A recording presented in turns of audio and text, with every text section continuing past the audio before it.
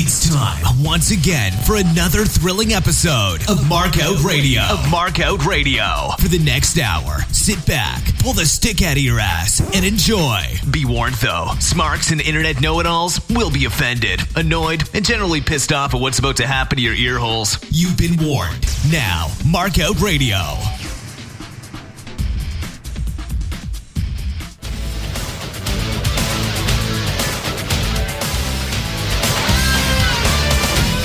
That's right.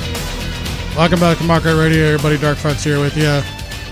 Episode 15, December 11, 1995. Independence Arena, Charlotte, North Carolina. We're in the heart of Flair country. Don't worry, though. If you forget about that, you'll be reminded 28 times during the show. That's all good. Not this show, of course. Even though I like Flair. Not fucking Charlotte. Jesus. Dark matches this week. Disco Inferno defeats Alex Wright. Johnny B. Bad defeats Diamond Dallas Page to retain the television championship in a dark match. Blue Bloods, Lord Steven Regal and Squire David Taylor. David Taylor and not Robert Eaton. Defeats Bunkhouse Buck and Dirty Dick Slater. Show kicks off. Questioning the heat between Hogan and Sting, Mongo puts over his stupid leather jacket and his stupid leather jacket wearing dog. The NBA continues to struggle with the weather, so we've got another long show, so strap in. This is the first Nitro with Hogan and Bischoff as the bookers. Sullivan was fired by one of Turner's goons after the final Havoc numbers came in, and the quarter was being finalized. Wow. Amazing. All right, so, what? Jesus. Way to keep on top of it. All right, first match of the night, Eddie Guerrero defeats Mr. JL in 5 minutes, 10 seconds. 2.5 out of 5, not bad. There's no entrances for either guys. The bell just rings while the talking heads are rambling over in the commentary area. I know this was a planned thing. It wasn't a shoot like so many smarks exist. Like, so often you'll read shit online as, oh, I fucked it up here. Oh. Yeah, not always the case. Sometimes, sure. Yeah, sometimes it's the case, but not always. All right, the brain is worried that the Japanese swerved him. Jesus. We're in the 90s, folks. Just strap in for wrestling vernacular popping up every now and then. It didn't used to happen, but hey, it is the 90s, and he is the Weasel. Commentators are talking about the World Cup of Wrestling, which is USA versus Japan at Starrcade. I would imagine, let's check with producer. Yeah, there are more than 2 countries in the world, but we're doing the World Cup of Wrestling between USA and Japan. McMichael's mask joke doesn't go over, so he repeats it 2-3 times. The match itself was okay, but it suffered in points because the announced team should have kept on task pushing the pay-per-view gimmick this match was supposed to be building for. Afterwards, Gene promo with Luger and Hart. Luger spent most of the promo flexing on the ramp, so the production team went to a recap footage until Luger started actually talking and not flexing anymore. He fumbled through most of his lines. There's no excuse because he wasn't in the ring. And then he gave us a flex to finish. You know, because play to your strengths. After that, WCW Starrcade promo. Afterwards, Paul Orndorff defeats Disco Inferno in 2:23. I gave it 2 out of 5. The reason I gave it 2 out of 5 is because of the post-match part of it. The match itself, it felt a lot like Glenn was pushing his relationship with Eric just a little too much, and this was basically booking's way of telling him to just fucking chill out. But, you know, I could just be reading in too much in this. It seems that Disco gets this treatment every now and then. He rarely gets this treatment when he's actually just doing the stupid dance shit on the ramp. He seems to get this treatment when he's in a match and the match kind of goes fucky. All right. Then during this match, we get the Starrcade Triangle match title. I guess Bischoff figures it's not going over because he tries 2 or 3 times to call Ménage à Trois. Now, for those of you that don't know what that is, that's a sex term. And granted, we're in the mid-90s, but WCW is very much wrestling, and this is very much not in the keeping of that, and still going over the top rope was technically illegal for a couple more months. So I'm pretty sure this isn't going to go over either, at least not by the good old boys that Turner hires at WCW / CB or CNN / wherever the fuck Hillbilly Central is in Georgia, Atlanta, I believe. Anyways, both guys' entrances get shit on by the whole commentating team. Of course, Disco's is going to get shit on just because that's part of his gimmick. Wonderful's gets shit on because he comes out to that fucking song, which I refuse to play because if I play it, I'm going to get it stuck in your heads the way it's stuck in my heads, and I care about my listeners too much to do that to you. But you're welcome to go ahead on YouTube, and don't fucking tell me that I didn't warn you, all right?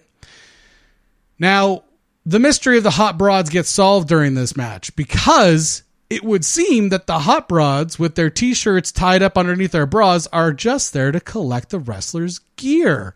Well, now during the match, the live crowd starts chanting Paula, which is something that was only happening on WCW Saturday Night, but it was kind of funny to hear it happen on Nitro until the post-match shenanigans went on. And then it was a little less funny for little Dark Fox, who was 14, 15 at the time, because he was straight up into wrestling and it was totally not a work yet. Jesus, I can't believe at 15 I didn't know this shit was a work. That's sad. That's a sad commentary. Don't worry, it only took me a couple more years to figure it out, but still, that's fucking sad. But what did end up coming out of this match, now watching it in retrospect, is Orndorff, I've noticed over the last couple of months, has not been taking the back bumps like normal. Like normally a back bump, you'd land on across your shoulders and you'd slap your hands to the mat to spread out the impact. But because his right arm has that muscle degenerating disease in it, he's been taking the bumps for the last few months full on his shoulders and upper back. And as a result, he has damaged quite a few vertebrae in his neck and upper back. And he needs a reason to go away for a little while to get surgery to get 2 vertebrae fused. We're not in the post-match shenanigans yet, but don't worry, we're getting there. But Jesus Christ, what a fucking way to go out for a bit. During the match, back to the match. Orndorff uses the middle rope for extra leverage as he buries Disco for the 1-2-3. He leaves the ring with 0 selling. I'm not quite sure what went wrong with the match, but I do know that he was in quite a bit of pain, usually after a match, from aggravating his neck from taking bumps on his upper back like that. So maybe he was just in quite a bit of pain and trying not to snap some poor fan's head off. Post-match, now we're getting into some shenanigans. So Mean Gene is on the ramp, introduces the 4 Horsemen, which does include Benoit, but Benoit doesn't actually come out. Pillman, I noticed, is wearing something much more horseman-like instead of the cut-off sleeves. Jesus Christ. Now, Pillman cuts promos on pretty much everyone he can, while Rick and Arn just stand around smiling and nodding their heads. Rick gets a huge pop when he takes over, of course. Orndorff comes out to smack Pillman. The Horsemen's gang up on Pillman, and Arn drops Orndorff in a pile driver with Flair pushing his ankles down, where he basically lands on the flooring that is covering the ice that's normally there. Now, the idea here is that he took a pile driver to the concrete, which is fine for the sake of kayfabe, so let's keep on that. Now, he needed to legit go away for a while to have those vertebrae fused, like I mentioned. So this was the kayfabe way to get him the fuck out of here. You remember how that works? When wrestlers needed to go away to recharge or to move to a different territory, or if they needed to go for surgery or something like that, you would injure them, kayfabe, to send them out so that fans, when they came back, had a reason to be excited for them to come back, whether they're faces or heels.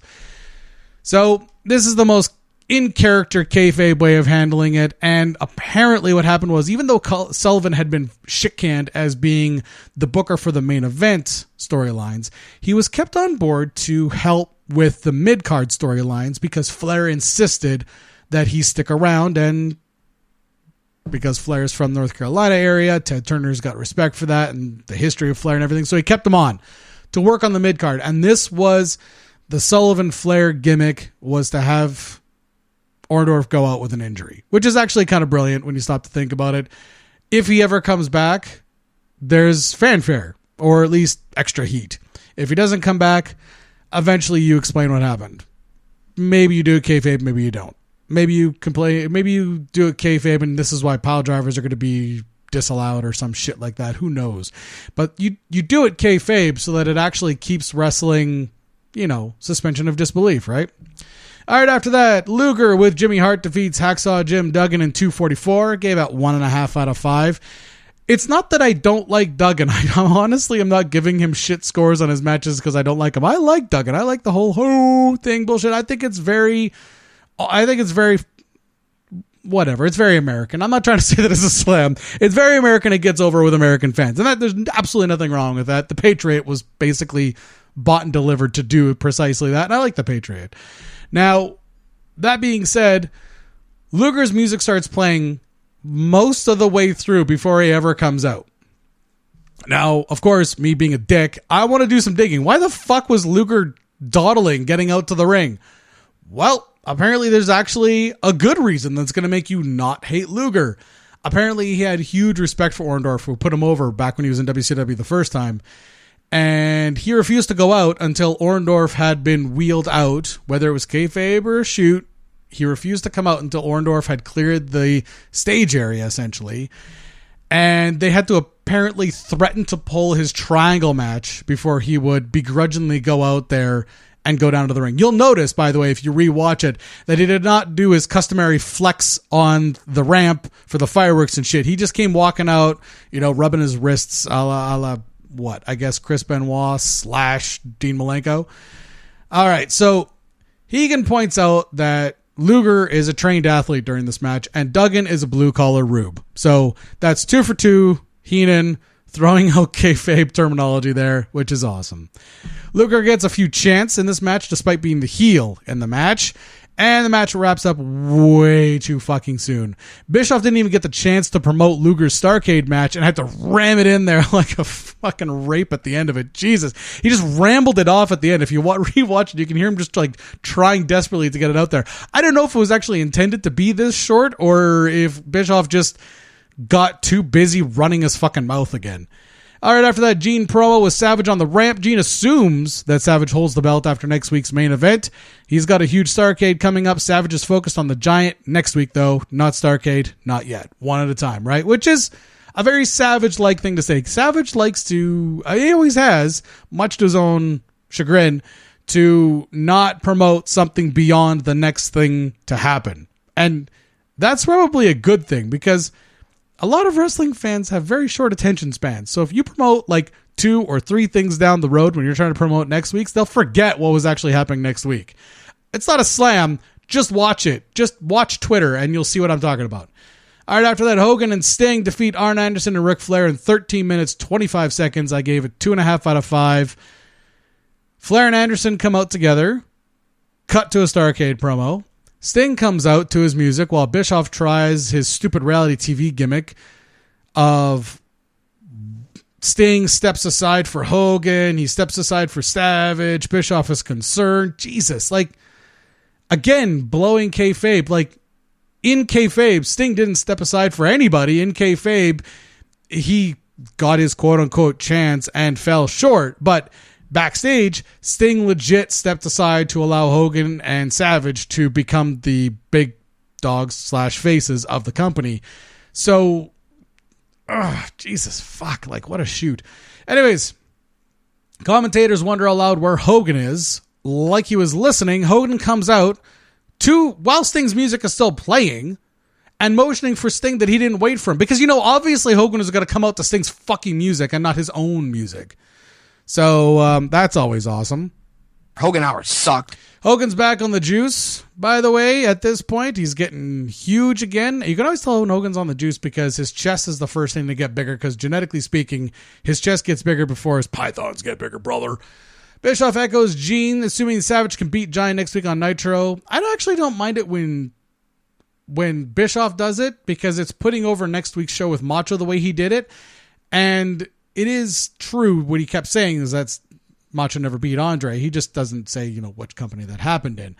Hogan sucks chants start off. Bischoff tries to shout over them as Sting gets a pop, and then the chants sort of die off. And cue in the piped-in Hogan cheers from the production truck. It's always good to hear. Hogan gets tagged into a ton of heat. And then Flair gets a pop coming in. Bischoff tries to cover it up by crediting Hogan coming in and Flair coming in as being what the fans want to see and Anderson being what the fans didn't want to see. When the reality was that people just were not big on Hogan in Charlotte. And I don't think they really are to this day. But that being said, because I think the thought pattern is here that Hogan took Ric's spot, which is fair, I suppose. But it's, wrestling fans will hold a grudge. They don't remember why they're holding a grudge, by the way, because that whole short-term memory thing we talked about. But they will hold a grudge, and they will defend it to their dying breath. So pretty much everybody in this match gets a pop except for Hogan, if you don't count the piped-in pop over the PA system, that is. Now, Hogan tries to Hulk up early and tries to do the hangman spot. You know, when you grab a guy by the neck and you hoist him up in front of you, and then he sort of wraps his knees to settle them on your hips so he can stay up there, so it looks like you're like legitimately choking him. But because Arn is like 255, there's no way Hogan's going to be able to lift him up there because Hogan's on the roids, which means that all of this muscle is pretty much show muscle at this point. The commentators reveal that Sting will face the U.S. champ Kasaki at Starrcade, but it won't be for the U.S. title on U.S. soil because, according to Bischoff, that's their right. What? So, yeah. Luger comes out to sneak around the ring while Jimmy Hart screams encouragement over his megaphone. And Luger goes after Hogan. Why Hogan? No one's really sure. WCW has gone to great lengths to build the Luger-Sting friendship, so why would Luger allow Sting to get worked over by Flair and Anderson and go after Hogan? Maybe they'll clear that up in the program.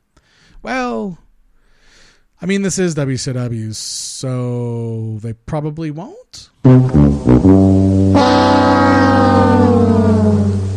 Flair starts going to work on Sting's leg. And according to the brain, it's to work on his leg to put it on the figure four. But Bischoff quips, they're not working on his leg, they're working on his knee. There's a big difference. All right. Is there though? Is there a big difference between the knee and the leg? I mean, certainly the leg is much more than just the knee, but if he's working on the... See, I run into this problem every now and then trying to rationalize what the fuck comes out of that hairdo's face. All right, anyways, Hogan gets the hot tag to a lukewarm pop from the actual crowd, and then the huge pop gets piped in over the PA system. If you watch the crowd on the hard cam, you will see that I am right. The ref legit counts 2, even Heenan counted along with it, and the match is over. Now, if it wasn't for Hogan and Luger, this match was actually excellent. But this putting yourself over bullshit for Hogan and Bischoff ruined a perfectly good match with the Battle of the Egos again. And don't get me wrong, this will be a reoccurring thing as we go forward. Post-match, there was the most interesting part of the whole thing. We've got another quick Donnybrook here, so let's see here. All right, so strap in. Here we go. Pillman comes out, and it's a 3-on-2 for the Horsemen. They work over both guys for a bit. Luger comes out, stops Pillman, redirects him to go attack Hogan. Luger then takes Sting to the opposite corner, but once Sting sees what's going on, he jumps to Hogan's defense. Savage comes running in after Sting has cleared the entire ring and confronts Sting. Sting blasts Macho. Macho slaps Sting. Hogan gets in the middle. Whoa, brothers.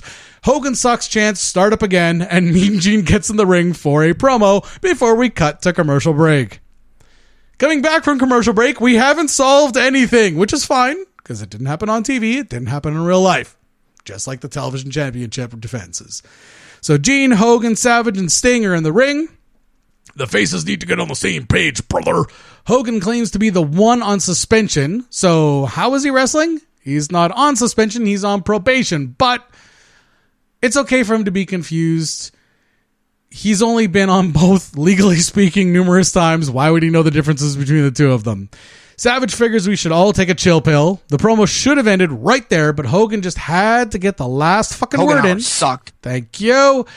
And not to be outdone, Savage gets in there again to restate how the promo should have ended in the first place with promoting the giant match next week.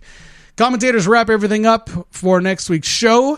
Everyone except Mongo thinks Savage is going to drop the belt on the next Nitro, but Mongo is adamant that Savage will retain and continue to be the defending WCW champion, which is sort of a fucking shoot as it is because Randy hasn't actually won a match as the champion yet. He's certainly, I guess, won via DQ, but he hasn't actually gotten a pin on Nitro since winning the belt at War Games. Or no, I guess it's not War Games.